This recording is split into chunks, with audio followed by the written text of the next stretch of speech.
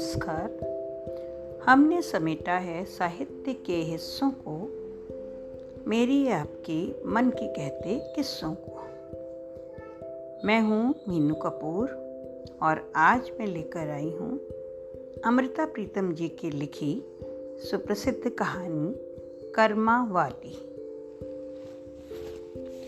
बड़ी ही सुंदर तंदूर की रोटी थी, पर सब्जी की तरी से छुआ कौर मुंह को नहीं लगता था। इतनी मिर्चें! मैं और मेरे दोनों बच्चे सी सी कर उठे थे। यहाँ बीबी जाटों की आवाजाही बहुत है। शराब की दुकान भी यहाँ कोसों में एक ही है। जाट जब घूंट पी लेते हैं फिर अच्छी मसालेदार सब्जी मांगते हैं, तंदूर वाला कह रहा था। यहाँ जाट शराब? हाँ बीबी, घूंट शराब का तो सभी पीते हैं, पर जब किसी आदमी का खून करके आए ना, तब जरा ज़्यादा ही पी जाते हैं। यहाँ ऐसी घटनाएं? अभी तो परसों तरसों कोई 5-6 आ गए। एक आदमी मार कर आए थे, खूब चढ़ा रखी थी, लगी शरारतें करने। वह देखो, मेरी 3 कुर्सियाँ टूटी पड़ी हैं। परमात्मा भला करे पुलिस वालों का, वह जल्दी पकड़कर ले गए उन्हें, नहीं तो मेरे चूल्हे की ईंटें भी न मिलती। पर कमाई भी तो हम उन्हीं की खाते हैं ना। कौशल्या नदी देखने की सनक मुझे उस दिन चंडीगढ़ से फिर एक गांव में ले गई थी, पर मित्रों से चली बात शराब तक पहुंच गई थी और शराब से खून खराबे तक। मैं उस गांव से जल्दी जल्दी बच्चों को लेकर लौटने को हो गई थी।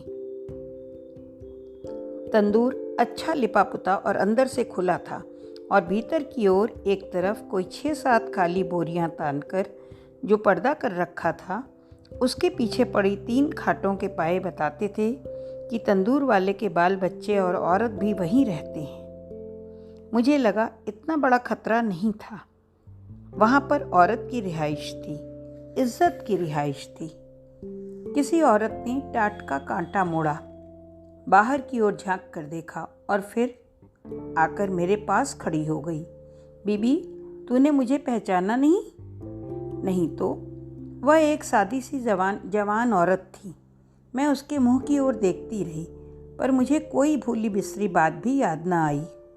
मैंने तो तुझे पहचान लिया बीबी। पिछले साल, न सच उससे भी पिछले साल, तू यहाँ आई थी ना? आई तो थी। सामने मैदान में एक बारात उतरी थी। हाँ, मुझे वह याद है। वहाँ तूने मुझे डोली में बैठी हुई को 1 रुपया दिया था।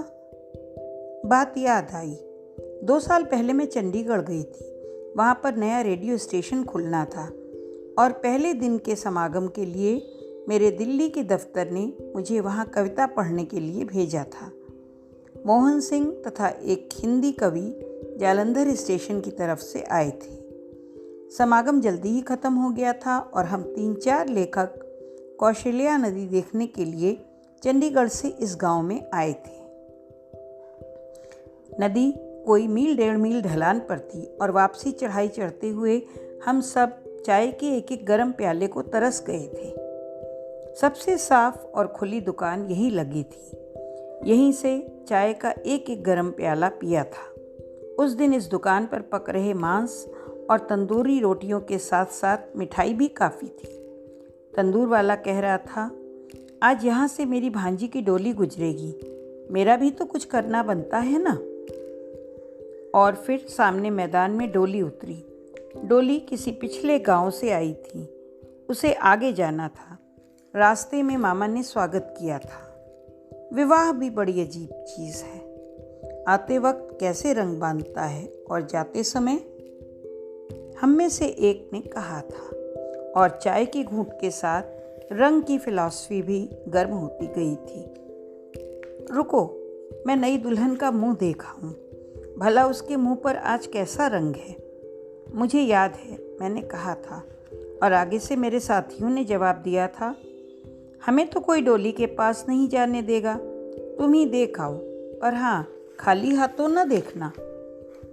मैं एक मुस्कुराहट लिए डोली के पास चली गई थी।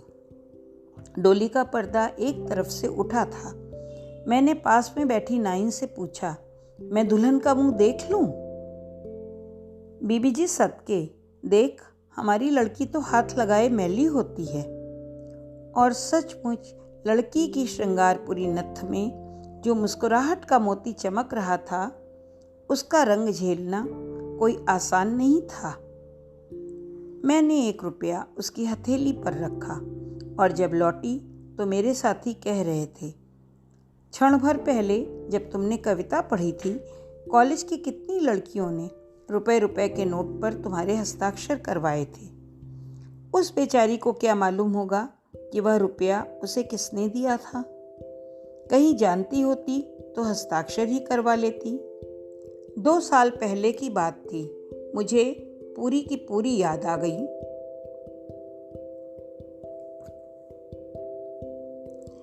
तू वह डोली वाली लड़की? हाँ बीबी।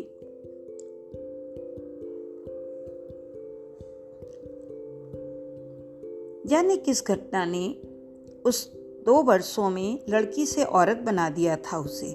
घटना के चिन्ह उसके मुंह पर दृष्टिगोचर होते थे, पर फिर भी मुझे सूझता नहीं था कि मैं उससे कैसे पूछूं।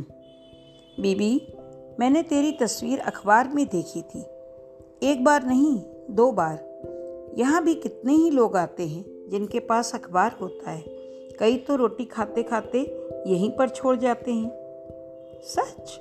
और फिर तूने पहचान ली थी? मैंने उसी वक्त पहचान ली थी, पर बीबी, वे तेरी तस्वीर क्यों छापते हैं? मुझसे जल्दी कोई जवाब न बन पड़ा। ऐसा सवाल पहले कभी किसी ने नहीं किया था।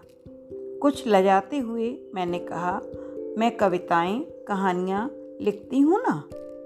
कहानियाँ? बीबी, क्या वे कहानियाँ सच्ची होती हैं या झूठी? कहानियाँ तो सच्ची होती हैं, वैसे नाम झूठे होते हैं ताकि पहचानी न जाए। तू मेरी भी कहानी लिख सकती है बीबी? अगर तू कहे तो मैं ज़रूर लिखूंगी। मेरा नाम कर्मा वाली है। मेरा तो चाहे नाम भी झूठा न लिखना, मैं कोई झूठ थोड़े ही बोलूँगी। मैं तो सच कहती हूँ, पर मेरी कोई सुने भी तो ना। कोई नहीं सुनता। वह मेरा हाथ पकड़कर मुझे टाट के पीछे पड़ी खाट पर ले गई। जब मेरी शादी होनी थी ना, मेरे ससुराल से 2 जनी मेरा नाप लेने आईं। उनमें से एक लड़की मेरी हम उम्र थी, बिल्कुल मेरे जितनी। वह किसी दूर के रिश्ते से मेरी ननद लगती थी। मेरी सलवार कमीज़ नाप कर कहने लगी, बिल्कुल मेरी ही नाप है। भाभी, तू चिंता न कर, जो कपड़े सियूंगी तुझे बिल्कुल पूरे आएंगे। और सचमुच वरी के जितने भी कपड़े थे मुझे खूब अच्छी तरह से आते थे। वही ननद मेरे पास कितने महीने रही और बाद में भी मेरे कपड़े वही सीती रही। मेरा चाव भी बहुत करती थी। मुझे कहा करती, भाभी, चाहे मैं 2 महीने बाद आऊँ, चाहे 6 महीने बाद, पर तू कपड़ा किसी और से मत सिलाना। मुझे भी वह अच्छी लगती थी। सिर्फ एक बात, उसकी एक बात मुझे बुरी लगती थी। मेरा जो भी कपड़ा सीती थी पहले स्वयं पहन कर देखती थी। कहती थी, तेरा मेरा नाप एक है, देख मुझे कैसा पूरा है, तुझे भी पूरा आएगा। और सारे कपड़े पहनते समय मेरे मन में आता था, कपड़े भले ही नए हों, पर हैं तो उसके उतारे हुए ही ना। रस्सी के साथ टंगे हुए टाट का पर्दा था, बान की ढीली सी खाट थी, खेस भी खस्ता था, लड़की भी अल्हड़ थी, अपड़ थी, पर ये ख्याल इतना नाजुक, इतना मुलायम। मैं चौंक उठी। पर बीबी, मैंने अपने बन की बात कभी नहीं कही, जाने बेचारी का मन छोटा हो जाए। फिर मुझे कोई 1.5 बरस बाद पता चला, किसी ने बता दिया, उसकी और मेरे घरवाले की लगी हुई थी। ये उसका दादा पोता के रिश्ते से भाई लगता था, पर एक उसके सगे भाई को यह बात बहुत बुरी लगती थी। वह तो एक बार अपनी बहन की गर्दन उतार देने लगा था। किसी ने मुझे ये भी बताया कि थोड़े समय जब वह बाग गोदने लगी थी तो उसे फिट आ गया था। आंसुओं से भीगी कर्मा वाली ने मेरा हाथ पकड़ लिया। बीबी, तू मेरे मन की बात समझ ले, मुझसे उतार नहीं पहना जाता। मेरी कोटा किनारी वाली शलवारें, मेरी तारों जड़ी चुनरियाँ और मेरे सिल्मों वाली कमीजें सब उसका उतार थे, और मेरे कपड़ों की भांति मेरा घरवाला भी। कर्मा वाली की आवाज़ के आगे मेरी कलम झुक गई। कौन लेखक ऐसा फिक्रा लिख देता। अब बीबी, मैं वे सारे कपड़े उतार आई, अपना घरवाला भी। यहाँ मामा मामी के पास आ गई हूँ। इनका घर लीपती हूँ, मेज धोती हूँ, और मैंने एक मशीन भी रख छोड़ी है। 4 कपड़े सी लेती हूँ और रोटी खा लेती हूँ। भले खद्दर जुड़े चाहे लट्ठा, मैं किसी का उतार नहीं पहनती। मेरा मामा सुलह कराने को फिर रहा है, मेरे मन की बात नहीं समझता। मैं जैसे जी रही हूँ वैसे ही जी लूँगी, और कुछ नहीं चाहती। तू सिर्फ एक बार मेरे मन की बात लिख दे। कर्मा वाली के जिस जिस्म के साथ कहानी घटी थी, उसे मैंने एक बार अपनी बाहों में भींचा। कितनी मजबूत देह थी, कितना मजबूत मन। यह चौगिरदा, यहाँ मैं पल भर पहले मिर्चों से शराब और शराब से एक खून खराबे पर पहुँचने वाली बात से घबरा गई थी। वहाँ पर कर्मा वाली कितने दिलेरी से जी रही थी। बाहर सड़क पर शिमले से आती मोटरें गुजरती थी, और जिनकी सवारियाँ रेशमी कपड़ों में लिपटी हुई कई बार पल भर के लिए इस दुकान पर चाय के प्याले के लिए रुक जाती थी, या सिगरेट की डिब्बी के लिए, या गर्म तंदूरी रोटी के लिए। वे जिनके पहन रखे रेशमी कपड़े जाने किस किस की उतार थे, और कर्मा वाली उनकी मेज पोंछती थी, कुर्सियाँ झाड़ती थी। वह कर्मा वाली जिसने एक खद्दर की कमीज पहन रखी थी, जो अपने जिस्म पर किसी का उतार नहीं पहन सकती थी। बीबी, मैंने तेरा वह रुपया संभाल कर रखा हुआ है। सचमुच? अब तक? हाँ बीबी, वह रुपया मैंने उस समय अपनी नाइन को पकड़ा दिया था, और फिर उसके दूसरे ही दिन की बात है जब मैंने तेरी तस्वीर देखी थी। मैंने नाइन से वह रुपया लेकर संभाल लिया था।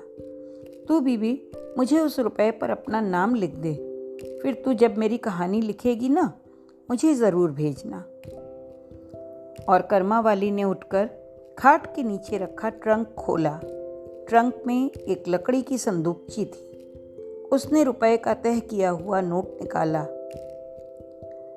मैं अपना नाम लिख देती हूँ कर्मा वालिए।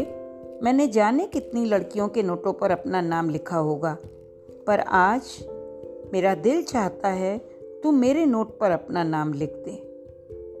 कहानी लिखने वाला बड़ा नहीं होता, बड़ा वह है जिसने कहानी अपने जिस्म पर झेली है। मुझे अच्छी तरह से लिखना नहीं आता। कर्मा वाली लजा सी गई और फिर बोली, मेरा नाम कहानी में ज़रूर लिखना। हाँ, मैं वही नाम, तेरे हाथों से लिखा हुआ तेरा नाम अपनी कहानी का नाम रखूंगी।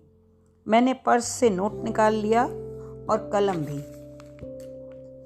कर्मा वालिए, आज तेरी कहानी लिख रही हूँ। वही रुपए के नोट पर लिखा हुआ तेरा नाम आज इस कहानी के माथे पर पवित्र टीके की भांति लगा हुआ है। यह कहानी तेरा कुछ नहीं संवारेगी, पर भरोसा रखना, वे दिल भी इस तेरे टीके को प्रणाम करते हैं जिनके खून का रंग इस तेरे टीके के रंग से मिलता है, और वे माथे भी एक लज्जा से इसके आगे झुकते हैं जिन्होंने अपने गलों में न जाने किस किस के उतार पहन रखे हैं। ये कहानी बस यहीं तक। फिर मिलते हैं किसी एक नई कहानी के साथ। तब तक आप चैनल को लाइक और सब्सक्राइब जरूर करें। नमस्कार।